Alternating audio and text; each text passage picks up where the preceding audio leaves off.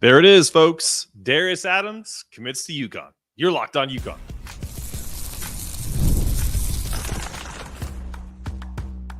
You are Locked On UConn, your daily podcast on the UConn Huskies, part of the Locked On Podcast Network, your team every day. Thanks for jumping on live with me if that's what you're going to do, but I had to come on live. I just saw Darius Adams pull down his jacket along with his whole family, his dad, his mom, and his sisters, talking UConn and Stores is where he is going to be. So there we have it, folks. We have our first commit for the 25-26 season. It is five-star combo guard Darius Adams. I couldn't be happier for Darius and his family. As the 24/7 commentator mentioned, I couldn't think of his name right now, so I apologize. But he said, it had to be great to now be close to home where your family can just take a car ride and go see a play. And obviously that was a factor. But I think the Huskies are getting the type of guard that they love. Think about what we've been talked about on this program thousands and thousands of times. 6'5", elite athlete. Can put the ball on the floor. Absolutely is a on the ball, off the ball type combo. He is the type of player that is skilled with the ball in his hands. But also he talked about one of the reasons why he chose UConn is Dan Hurley devises, along with Luke Murray, a way to get people open. And I thought this was the number one thing that made me excited about his commit is he's like a chill kid. Like there really wasn't a lot of talk about his about where he was going. The only other program I feel like that was mentioned was Michigan State, because I think his teammate went there from high school. But actually, I think his teammate turned that down and went to Notre Dame. I think it's Harrelson. So it's one of those things. As soon as that happened, it was almost like automatic that this kid was coming to UConn. Also, his dad is a New Jersey AAU legend in terms of starting grassroots programs, coaches his son and his daughters. No nonsense guy. I don't know him personally, so don't get that idea. But from what I've heard, this guy is like the perfect parent to now bestow his child upon Dan Hurley and the staff. So I think that also plays a huge part. They talk about this all the time, right? Who do we recruit? The parents. I've seen countless interviews where Hurley is talking about that. And Darius Adams comes from great stock. He is clearly a kid that mentioned himself that he's a fierce competitor. Just showed out at the Wooten Classic, along with some other recruits that UConn is eyeing. So I love it, because this is like the perfect, just the under the radar, awesome recruit that UConn now has signed. Everyone was so worried about like this year with some of our shorter guards, 6'2" Hassan and 6 foot Ahmad Noel. Even Aiden is only 6'3", but we've had Tristan, we've had Cam Spencer, Andre Hawkins, 6'5". That's kind of where I felt like this was the type of kid that they were eyeing versus, say, the Caden Lewis or some of the smaller guards that are in this class.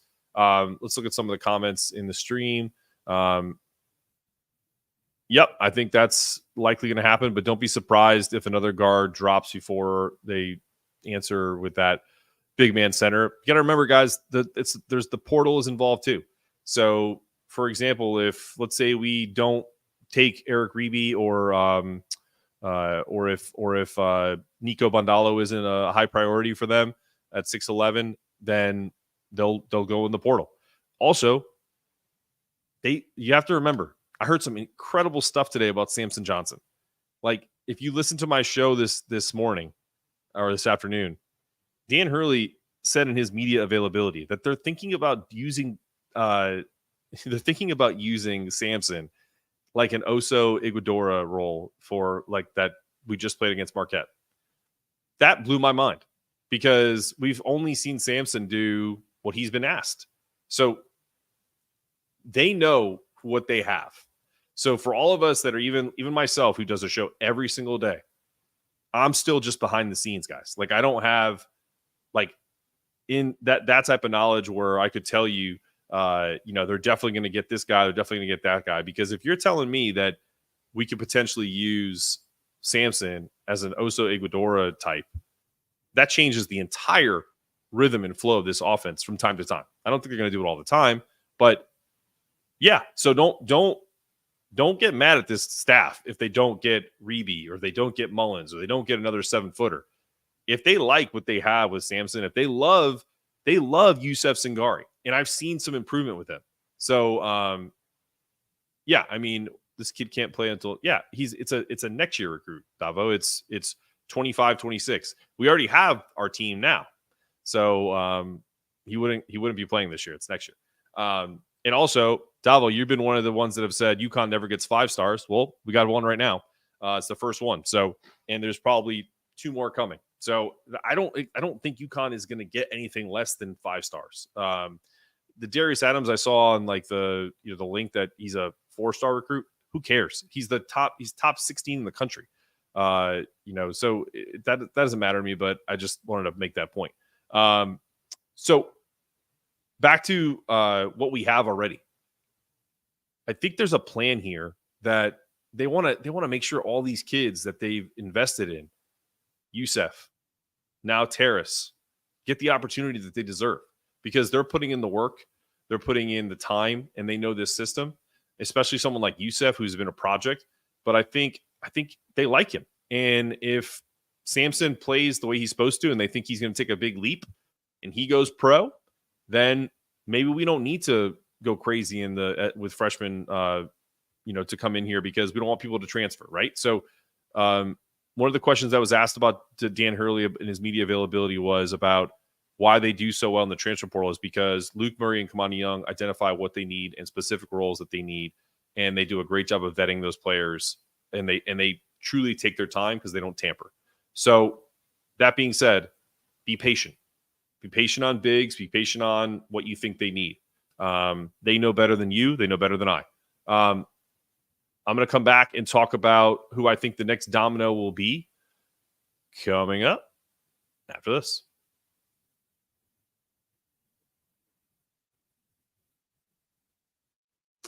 What's up, everybody? If you're listening live, make sure you go to FanDuel. If you're a new customer, new customers get, with just a $5 bet, $200 in bonus bets. Go to FanDuel.com. I'm pretty sure you can bet on college football, and we have a pretty big college football game coming up with the UConn Huskies, now the dominant program in the Northeast, clearly, playing the Temple Owls at the Rent this coming Saturday. Forget the time of that game, so I apologize. Go check it out. They're a 14-point favorite. Roll the dice. That Temple team got rushed over by Army. 400-plus yards rushing in that game. Take 14 points and the points. Make some money. Thank me later.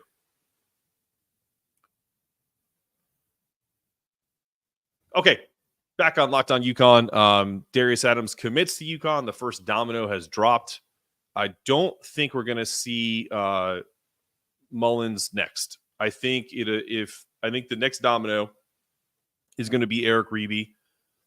I think we have a shot, but from what I've been hearing is that it's likely not going to be us. But then again, I also said the same thing. If I'm confusing it with someone, I apologize. So anyway, I thought it was coming from you. But yeah, I think Eric is leaning Kansas and Creighton. These are the things that I've heard through some of these recruiting entities. And Malik Thomas. First off, I've made this mistake a million times. It's spelled Meleek. But yes, honestly, guys, I don't know anything about Malik Thomas.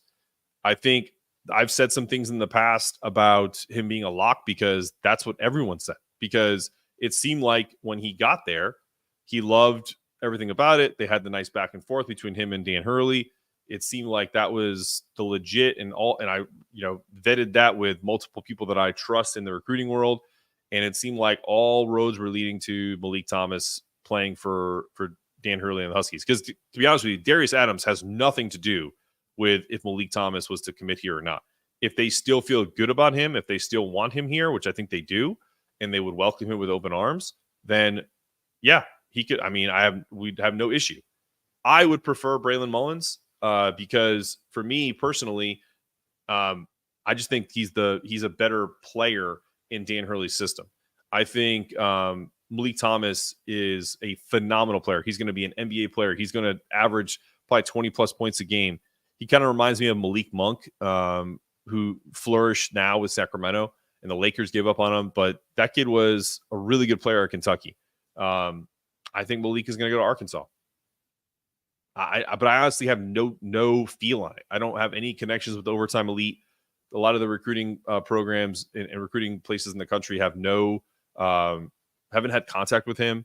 We had Jake Weingartner on from Stock Risers a couple weeks back, and he said that people were frustrated with Malik in with the folks that he's making these visits with, canceling. Not sure if he made it to Arkansas or Alabama. So he feels like a Nate Oates or a potential Calipari guy. I don't think he's going to Kentucky, so I think that's also dead in the water. I actually think they're going to get a Caden Lewis. I said that earlier in the week. I don't think they put all their eggs in the basket with Braylon Mullins, but I would be shocked if they. I wouldn't be shocked if he went to Indiana, but I'd be shocked if he went to North Carolina because that's something that I have heard is not happening. But yeah, I think for me, it's Reeve or Bundalo or and Mullins. I think those are the three guys that you have to focus on. But what does this all mean? It just means that we got our first commit that we should all be excited about. But it also means that these are all still just high school kids, right? And I wouldn't expect them to come in and think that they're going to dominate right away. It just means that they're going to be a part of the UConn culture and hopefully help us win championships. And that's all we're about, guys. Like that's all Dan Hurley's about. That's all I get excited about talking about. I'll be honest with you guys, like that whole like Big 12 stuff. I hated talking about that. Just stuff that just something I had to cover. And I'm happy that that's over. If it comes back around and we join another conference, fine. But for now, I'm excited about Big East basketball. I'm excited about UConn. I'm excited about Dan Hurley taking this team to the next level. Tristan Newton caliber, absolutely. This is a great question right here. So let's talk about each guy that they're going after. Darius Adams, who signed. Braylon Mullins, who they hopefully sign. I think that they're a mixture. I think they're exactly that mold. You could probably put let me find a text I sent to a buddy of mine who is in this recruiting world. Because he asked me, what I thought about the about Darius Adams and all about the, how that would affect Braylon or anybody else they would get. And I said, Darius is a combo guard. Mullins is a scorer. Although Darius can put the ball in the basket, man. He can put up points. So, but like I said, I think Braylon can put the ball on the deck for sure. But I just think Tristan, Cam together or Hawk, we shouldn't be comparing them. But all those guys, if they come in, are going to be competing for minutes because let's be honest, if you get Braylon Mullins, he is an elite shooter, like elite. Just go watch a few clips of that kid. He has one of the quickest releases you'll ever see. He also has the ability to put the ball on the floor. He showed athleticism at the rim. Him and Darius both have to put on size. But I absolutely adore that kid. I think Malik Thomas would be another great fit, but all these guys are pretty like frail kids. Again, 17-year-old kids. They don't have what we call like, they're not like man muscles. They haven't got themselves in like the weight room program and all that stuff. I don't think that's true. I think I have no doubt. I mean, just think about who Malik is like friends with. Like the first person he mentioned was Steph Castle. Like that's his boy. And like Malik is all about winning and all about putting up points and helping his team win. Whatever he needs to do, he'll do it. We had Tobias Bass on about a month and a half ago, and he was talking about it at one of the one of the camps. Malik Thomas was one of the first players that coaches were raving about, not because of his ability, but because of how he put himself out there all the time. Always wanted to be first in line for drills, always wanted to put himself out there to compete. And that's what Hurley is focused on. He doesn't, honestly, Dan Hurley doesn't care about flash. If you're flashy, but you work, you could do anything you want. That's what I don't think people get that twisted. Like, Dan Hurley is, in my opinion, the ultimate player's coach, because a player's coach holds you accountable for what you do on the floor. And then you return on that investment by proving him right, that, you know what, you are a dog and that you deserve the minutes. And that if you are going to talk a little smack to a player or, get it, the way think about Cam Spencer. Cam Spencer may look like, Ron Howard from, back in the day when he was on, little, I don't even know what that show that is, like, Mayberry, but Cam Spencer will rip your effing heart out. Like, that's the thing. And he would talk all kinds of smack to Armando Bacot in North Carolina, like everybody at the end of the Final Four game, he was telling Arkansas fans to go home. So look, that's flash. But it feels like it's packaged differently when it's a guy like Malik Thomas, which is unfair. And I think Malik would fit at UConn like a glove. I mean, hell, bring him too. Give me him, give me Braylon, and then give me a big, and just have an entire squad of killers. And I think Dan Hurley would love it. So yeah, don't get that twisted. I don't think it has anything to do with flash or whatever you want to call it. Dan Hurley wants players that are going to help him win. And Malik Thomas would 100% help him win. That being said, I don't think that they're going to get him, because I think that they're focused on some other players. Now, if that changes, like if Braylon Mullins does the same thing and he whips down in Indiana jersey, then maybe you do go get another shooting guard. Maybe maybe they rekindle that with Malik. I have no idea. I don't necessarily know what, you know what I mean? Like, I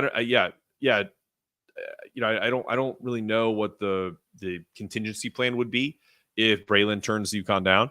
I feel like they feel pretty comfortable with him, that they feel like he's going to say yes, but things can change. All right. I think that's it, guys. I think the next recruit, I'm gonna put my money on this. If anyone wants to bet on this with me, I'm down. I think Eric Ryby will be the next domino to drop as far as considering UConn. And I think Braylon will be closer to the end of October, but I could be wrong. So thank you guys for jumping on a live edition of Locked On UConn, celebrating Darius Adams' commitment to UConn. We got a great one, guys. 6'5" guard. Show him a lot of love on social media. And if one of the people does not commit, like if Braylon Mullins goes to Indiana, don't heckle the kid or do anything like that. Please, I'm telling you, just wish him well. He's a great kid. Same with Reeby, same with Bundalo, Malik Thomas. Wherever they commit, it's their decision. I want them all to come to UConn. We know that's not possible. So, just be happy. And then the guys we got, will compete against them and hopefully take them down. Listen, you guys have a great rest of your Monday night. End of September. Go watch some good football tonight. And don't forget that UConn football dominating. We're not just a basketball school anymore, guys. All right. Have a good rest of your night. Peace.